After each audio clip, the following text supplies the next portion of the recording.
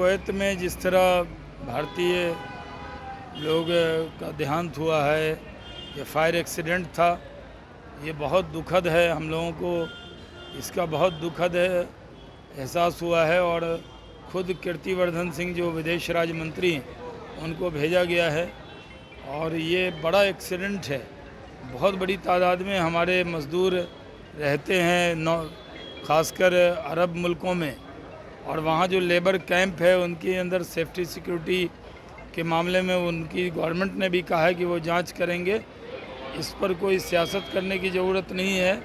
राहुल गांधी अब हर विषय पर सियासत करना चाहते हैं। ये तो दुखद स्थिति है। इस दुख की घड़ी में पूरे देश को एकजुट होना चाहिए। स्पेशल बिल का भी जो है ना वो दरख्वास्त कर रहे हैं कि एक स्पेशल बिल बनना चाहिए लोगों के लिए जो बाहर काम कर रहे हैं। नहीं, जो बाहर काम कर रहे हैं वो उनके बारे में विदेश मंत्रालय बहुत चिंतित रहता है। और हमारा जो विदेश मंत्रालय है वो पहले भी कहीं भी कोई संकट हुआ है भारतीय मजदूर के साथ तो उस पर उसने बहुत चिंता की। तो ये भी चिंता का विषय। चंद्रबाबू नायडू के शपथ ग्रहण में नरेंद्र मोदी गए थे, जिसको लेकर के कांग्रेस कह रही है कि उन लोगों को जो रिकॉग्नाइजेशन एक्ट था 2014 का, उसके तहत स्पेशल स्टेटस मिलेगा। कांग्रेस बयानबाजी न करे। कांग्रेस को ये मालूम होना चाहिए कि सरकार बन गई है।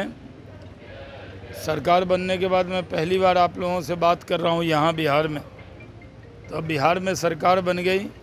बिहार के अंदर भी हमारी सीटें 5 हमारे हैं, 4 जेडीयू और 1 उपेंद्र जी की पार्टी। तो 10 सीटों का लॉस हुआ है, लेकिन फिर भी हमारा रिज़ल्ट बहुत अच्छा रहा है। हम लोग 10 सीट ज़रूर लूज़ किए हैं, 30 जीते हैं। उम्मीद जो थी कि 40 की 40 जीतेंगे वो नहीं जीत पाए, लेकिन पूरे देश में स्पष्ट बहुमत फिर एक बार मोदी सरकार बन गई। और हम लोगों की सरकार 5 साल चलेगी।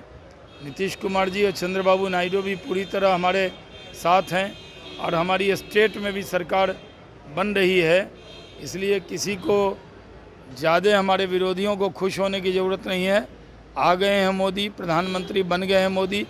और 3 राज्य में तो अभी सरकार बनी, आंध्रा में, उसके बाद सरकार हमारी पहले भी उड़ीसा में बन गई, बगल में, बिहार के बगल में।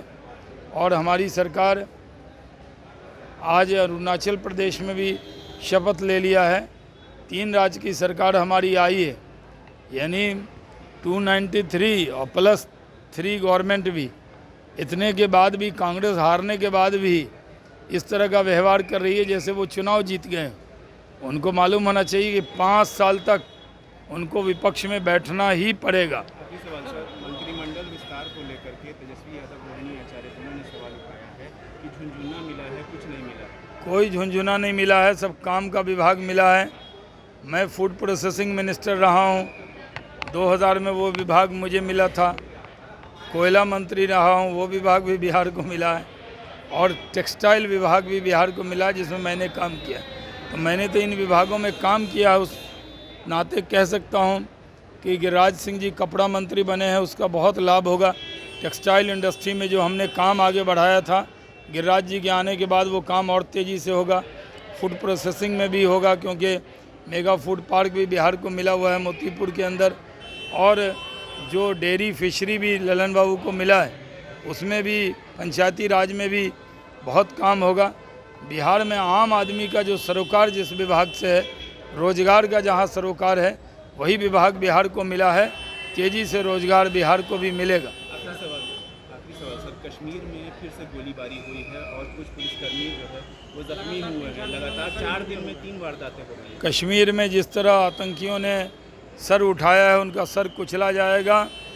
एक आतंकी मारा भी गया है। बहुत बड़ी पाकिस्तान की साजिश है। पूरे दुनिया में पाकिस्तान को एक्सपोज करेंगे और आतंकियों को ज़मीन दोस्त करेंगे। सर रोहिणी आचार्य चुनाव हारने के बाद अब सिंगापुर रवाना हो गए हैं। सर, राहुल गांधी और तेजस्वी यादव दोनों मिलकर के परिवारवाद को लेकर, जो मोदी कहने का परिवारवाद है, उसको लेकर सोची जा रही थी।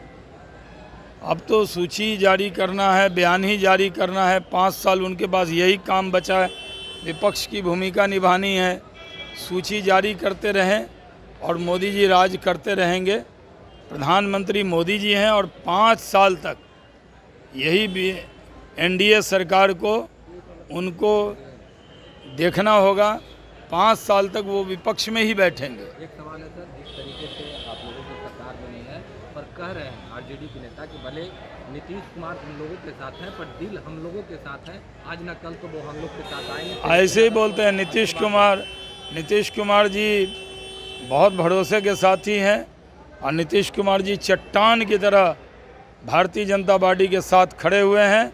कोई उनको हिला नहीं सकता। तेजस्वी यादव 25 में सीएम बनने जा रहे हैं। जीते तो पूरा करते हेलीकॉप्टर को ट्रैक्टर बना दिया और सीट जीते 4।